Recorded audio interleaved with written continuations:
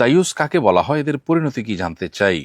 দায়ুস বলা হয় ওই ব্যক্তিকে যে ব্যক্তি তার পরিবারের মধ্যে অশ্লীলতা এবং পরিবারের সদস্যদের অন্যায় এবং গুনাহের কাজ, অবৈধ রিলেশন ইত্যাদি এগুলো জেনেও সে সেগুলোকে সাপোর্ট করে, সমর্থন করে কিংবা নীরব দর্শকের ভূমিকা পালন করে।